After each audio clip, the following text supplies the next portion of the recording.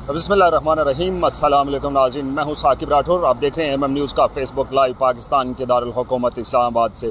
नाज़रीन इकराम, साबिक़ वज़ीर-ए-आज़म Pakistan, chairman Tehreek-e-Insaf Imran Khan cipher case के आज ट्रायल पर खालिद यूसुफ चौधरी साहब मेंबर हैं इमरान खान की लीगल टीम के। हम इनसे जानते हैं कि साइफ़र केस की अपडेट्स क्या हैं, कहाँ पहुँचा, कब तक उसके ऊपर फ़र्द जुर्म आयद होनी है, कब तक इमरान खान को रिहा किया जाना है। खालिद साहब, सबसे पहले तो आपका बहुत शुक्रिया, आपने वक्त दिया। ये बताइएगा कि साइफ़र केस चल रहा है, कहाँ पहुंचा?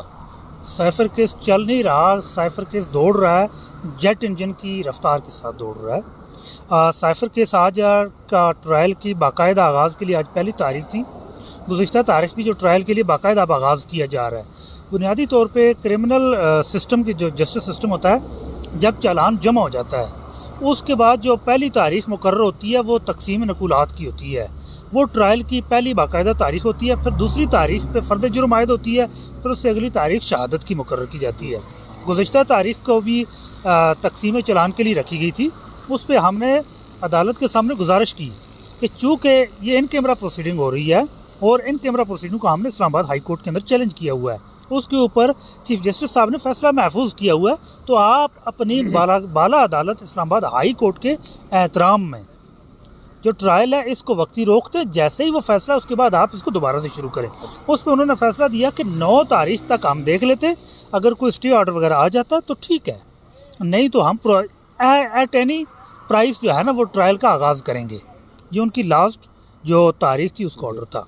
तो आज हम पेश हुए हैं, तो हमने सबसे पहले यही गुजारिश की है कि चूँकि हाई कोर्ट का एहतराम करना हमारा भी और अदालत का भी ये बुनियादी फ़र्ज़ है, और हाई कोर्ट के फैसला जो इन कैमरा प्रोसीडिंग का उसके आने का इंतज़ार किया जाए, जो पेंडिंग फैसले उनका इंतज़ार किया जाए। जैसे गुज़िश्ता दौरान जब ज़मानत हमने साइफ़र की दायर की तो एक हमारी पटिशन अटक से अडयाला मुंतकिली और नोटिफिकेशन को हमने चैलेंज किया था, उसकी वजह से 10 दिन हमारी दरख्वास्त ज़मानत पर समाअत नहीं की गई। और आज हम वही बात कह रहे हैं कि जब उस वक्त आपने हमारी दरख्वास्त ज़मानत साइफ़र पे आपने डिले की, तो आज भी आप इंतज़ार कर लें हाई कोर्ट के फैसले का। तो ये लेकिन उन्होंने हमने उस पर जो नकुलात थी वो नहीं वसूल की, और ना ही इमरान खान ने साइन और अंगूठे किए जो ऑर्डर शीट थी, और हमने ये इस्तदा की कि इसको रोका जाए।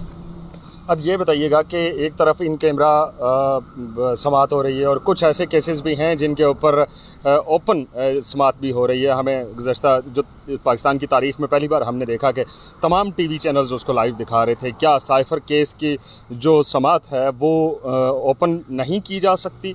इसके अंदर क्या रुकावटें हैं? देखें, इसमें जो कंटेंट है वो तो ओपन तो नहीं करना। अब वो साइफ़र केस बुनियादी तौर पे गुमशुदगी का केस है। जो इल्ज़ाम लगाया गया वो ये है कि साइफ़र को जो वज़ीर-ए-आज़म थे उन्होंने क्लर्क के फ़राइज़ नहीं अदा किए, और जो साइफ़र की जो कोडेड ट्रांसलेटेड कापी थी उसको फ़ाइल के अंदर रख के अलमारी के अंदर ताला नहीं लगाया था वज़ीर-ए-आज़म ने, तो वो गुम गया है। तो ये इल्ज़ाम है बुनियादी तौर पे। ये काम बेसिकली ये काम तो वज़ीर-ए-आज़म के स्टाफ का होना चाहिए, ना कि वज़ीर-ए-आज़म का था। होता ही स्टाफ का है, लेकिन ये पाकिस्तान की तारीख या दुनिया की तारीख में पहली बार एक वज़ीर-ए-आज़म पे इल्ज़ाम लगाया कि भाई आपने क्लर्क के फ़राइज़ नहीं अंजाम दिए, आपने नकल को फ़ाइल के अंदर रख के अलमारी के अंदर रख के ताला नहीं लगाया, वो गुम गया तो आप ज़िम्मेदार हैं। तो बुनियादी केस साइफ़र की कॉपी जो कोडेड कॉपी है, फोटो कॉपी है, उसकी गुमशुदगी का केस है। अब उसके अंदर कंटेंट्स जो साइफ़र वाले हैं उसका तो कहीं जिक्र ही नहीं है, तो ये मेरे ख्याल से ऑफिशियल सीक्रेट है कि वो इन कैमरा प्रोसीडिंग का केस वैसे भी नहीं बनता है। इमरान खान से आपने गुज़श्ता हफ्ते मुलाकात भी की, आज भी आप लोग अडयाला गए। क्या समझते इमरान खान के जो मोराल है कहीं वो डाउन तो नहीं हो रहा? नहीं, इमरान खान का मोराल तो कहीं से भी डाउन नहीं है। वो अपने उस पे फर्म में स्टैंड करते हैं। उनके इरादे की मजबूती देख के सच्ची बात बताएं, हमारे इरादे मजबूत हो जाते हैं, हमारे हौसले बुलंद हो जाते हैं। उनको मिल के आते हैं हम चार्ज हो जाते हैं, यहाँ से जाते हैं हम मुरझाए हुए जाते हैं, हमारे हौसले पस्त होते हैं। लेकिन वहाँ उनसे मिलते हैं इस हालत में भी तो हम चार्ज हो कहते हैं, हमारे हौसले बुलंद करके वो भेजते हैं वहाँ से। हम उम्मीद क्या करते हैं कब तक खान साहब बाहर आएंगे? देखें, आईनी और कानूनी तौर पे उनको तो गिरफ्तार ही नहीं होना चाहिए था, बाहर आना तो बात की बात है। लेकिन अब जिस तरह चल रहा है, जिस तरह तोशाखाना केस के अंदर नाइंसाफ़ी की गई, और यहाँ भी उसी तरह वही पैटर्न फॉलो किया जा रहा है। जिस तरह तोशाखाना केस के अंदर पुलिस लाइन के अंदर बगैर साइन अंगूठे के फ़र्द जुर्म आयद कर दी गई, और आज भी यहाँ बगैर साइन अंगूठे के चलान की नकुल तकसीम कर दी गई जो हमने अभी तक वसूल ही नहीं की, और फ़र्द जुर्म के लिए मुकर्रर कर दिए गए। एक ऐसे केस के अंदर फ़र्द जुर्म के लिए तारीख मुकर्रर की गई है जिसका रिकॉर्ड ही हमें नहीं फराहम किया गया अभी तक। गुज़श्ता रोज़ ट्विटर के ऊपर हम थोड़ा सा इसको इंटरनेशनली लेके जाते हैं। गुज़श्ता रोज़ ट्विटर के ऊपर चंद लोग जो इंटरनेशनल जर्नलिस्ट भी हैं और दिगर जो मुस्लिम उम्मा है उसके बड़े सेलिब्रिटीज़ हैं, उनकी तरफ से ये कहा गया कि इसराइल इस वक्त फ़लस्तीन के ऊपर बमबारी कर रहा है और फ़लस्तीन के जो मासूम लोग हैं उनकी जानों से खेल रहा है, तो इमरान खान को कुछ टाइम के लिए बाहर निकाला जाए ताकि वो फ़लस्तीन के मुसलमानों के साथ इज़हार यकजहती कर सकें, अपना कोई तकरीर कर सकें, बयान दे सकें। क्या समझते हैं इसको? देखें, कश्मीर, फ़लस्तीन और यूक्रेन पे न्यूट्रलिटी, ये तीन ऐसे अमूर थे, ये तीन ऐसी चीज़ें थीं जिनकी वजह से इमरान खान को वजारत उज़्मा की कुर्सी से आखिरी दम तक ज़ोर लगा के उतारा गया। ये बुनियादी तीन ही केस थे, कश्मीर का, फ़लस्तीन का और यूक्रेन की जंग पे न्यूट्रलिटी, जो अमेरिका को पसंद नहीं थी, कश्मीर पे भारत को पसंद नहीं थी, और इसराइल पे जो फ़लस्तीन के ऊपर जो मौक़िफ़ लिया जाता था इमरान खान का। जब पहले भी एक बार ये वाक़या हुआ, ये गज़ा वाला वाक़या हुआ, तो इमरान खान ने उस वक्त जब बतौर वज़ीर-ए-आज़म स्टेटमेंट दी तो पूरी दुनिया के अंदर रिपोर्ट हुई, बतौर एक प्राइम मिनिस्टर रिपोर्ट हुई, दुनिया के बड़े इस्लामी मुल्क की तरफ से रिपोर्ट हुई, एक एटमी मुल्क की तरफ से रिपोर्ट हुई, तो उसका एक इम्पैक्ट पड़ा था। और अभी जब तक ये फ़लस्तीन वाला मामला, उसमें आपकी बात में ऐड कर दूं कि ये बाहर नहीं आने देंगे और इनकी कोशिश होगी कि ये अंदर ही रहें, और इनका बुनियादी काज यह है कि ये जो अमूर हैं इनके ऊपर कोई आवाज़ उठाने वाला ना हो। खालिद साहब, आपका बहुत सारा हमने वक्त लिया, आप क्योंकि बहुत सुबह डियाला की जानब गए और फिर नाश्ता भी नहीं किया। हम कोशिश करेंगे इस प्रोग्राम के बाद आपको नाश्ता भी कहीं करवाएं। खालिद साहब, ये बताइएगा कि PTI जिस तरह मुस्लिम लीग नून इस वक्त अपने इंतखाबी जलसों का उसने आगाज़ कर दिया है, मुख्तलिफ जगहों पर कर रही है, पीपल्स पार्टी भी अपनी कॉर्नर मीटिंग्स जारी रखे हुए है। PTI ने दरख्वास्तें दी थी हर ज़िले में, हर तहसील के अंदर कि हमें इजाज़त दी जाए, हम अपनी कॉर्नर मीटिंग जलसा जुलूस करना चाहते हैं, उसके ऊपर अपडेट्स क्या हैं? देखें, इस वक्त हमने अदालतों के अंदर जितनी भी दरख्वास्त दायर की, या तो उनके ऊपर जिनके ऊपर फ़ैसला आया उसके ऊपर अमल दरामद नहीं, या तो उनके ऊपर फ़ैसले ही नहीं आ रहे।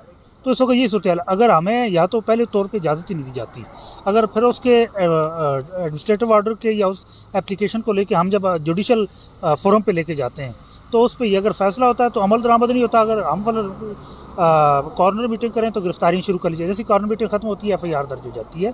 तो ये सूरत हाल चल रही है। आप क्योंकि लीगल टीम का हिस्सा हैं, क्या करेंगे अगर आपको इजाज़त ना मिली PTI को इंतखाबी जो मुहिम है वो चलाने की? आपने अदालतों के रुजू भी कर लिया, इसके अगला लाया अमल क्या होगा फिर? देखिए, दो चीज़ें, एक है पॉलिटिकल साइड, एक है लीगल साइड। लीगल साइड पे इमरान खान ने भी हमेशा यही बात कही है, अदालतों का एहतराम करना, आइन और कानून के अंदर रह के चलना है, तो हम तो उसी के अंदर हैं। हम लीगल तौर पे, लीगल सतह पे, जुडिशल फोरम, लीगल फोरम सबको अप्रोच करेंगे। उसके बाद जब ग्राउंड में बात आती है तो वो फिर आवाम खुद ही डिसाइड करेगी कि पॉलिटिकल किस तरह की चीज़ों को लेके चलना है। देखिए, आप आवाम को ज़्यादा देर तक दबा के नहीं रख सकते, ज़्यादा देर तक एक बहुत बड़ी आवाम को आप उसकी आवाज़ को, उसकी कूद को नहीं दबा सकते। वो फिर जब खुद रद्द-ए-अमल देगी तो फिर खुद देख लेंगे। हमारी तरफ से ये है कि हम लीगल साइड पे चीज़ें, जैसे चेयरमैन पाकिस्तान तहरीक इंसाफ ने हमें हिदायत की, हम उसी तरह चल रहे हैं। अदालतों का हुक्म सियासी जमातें तो मानेगी, लेकिन अदालतों के हुक्म पर अदारों का अमल दरामद ना होना, इसको लीगली किस तरह देखते हैं? देखिए, ये बनाना रिपब्लिक है। देखिए, बनाना रिपब्लिक यही है कि अदालतें जो आइन और कानून की माफज हैं, जिन्होंने आइन और कानून के मुताबिक फ़ैसले देने होते हैं और फैसले देती हैं, उनके ऊपर अमल दरामद नहीं किया जाता, तो फिर मुल्क की तो बनाना रिपब्लिक बन गया। फिर तो यहाँ कोई कानून की सूरत हाल ही नहीं रही है, लॉ लेसनेस हो गई है। कल तो यहाँ, आज ये सूरत हाल, कल यहाँ किसी भी शख्स की इज़्ज़त महफूज नहीं होगी। जो जजेज़ हैं, जो ब्यूरोक्रेट्स हैं, या जो मुल्क की एलीट क्लास है, वो भी ये याद रखे, अगर आज तहरीक इंसाफ के ऊपर कानून की खिलाफ वर्जी करके उनके ऊपर लॉ लेसनेस की इंतहा की गई है, कल ये इनकी तरफ भी आएगी। लास्ट क्वेश्चन आपसे ये है कि बल्कि अब ये हमारे जो नाजरीन है, जो इस वक्त PTI का वर्कर जो इस घर के अंदर दब के बैठा हुआ है, आप उसको बहैसियत लीगल पर्सन उसको क्या एडवाइस करेंगे कि वो बाहर निकले, अपने हक़ के लिए निकले, या वो एहतजाज का हिस्सा बने या ना बने? अगर वो बनेगा तो उठाया जाएगा, उसका लाया अमल क्या हो? देखें, ये तो जो आपने सवाल पूछा, बेसिकली लीगल साइड पे तो हम कोर्ट्स को अप्रोच करते हैं। अब जितने भी हमारे वर्कर्स हैं उन्होंने अदालतों को अप्रोच किया अदालतों के अंदर आए। आप जितने भी देखें सारे लोग, अब जो अदालत के अंदर आता है रिहाई का ऑर्डर होता है, रिहाई नहीं किया जाता। जो वर्कर हैं या जो लोग हैं उनके घर की ख़वातीन की इज़्ज़त ख़तरे में होती है। लीगल साइड की तो पोजीशन बड़ी वाज़ेह क्लियर, अदालतें बिल्कुल नाकाम हो चुकी हैं। जो अवाम के जो सियासी और आइनी और कानूनी हकूक़ हैं उसके ऊपर अमल दरामद करवाने में। हाँ, अलबत्ता अगर अवाम कल निकलती है या उस हवाले से क्या वो पार्टी ने पॉलिटिकल साइड पर डिसाइड करना है। बहुत शुक्रिया खालिद साहब आपके वक्त देने का। ये थे Khalid Yusuf Chaudhry, advocate, member legal team, chairman Pakistan Tehreek Insaf Imran Khan. नाज़रीन इकराम, अब तक की सूरत हाल से आपको आगाह किया। मज़ीद अपडेट्स से देखते रहिए MM न्यूज़। इस्लामाबाद से दीजिए इजाज़त। अल्लाह हाफ़िज़।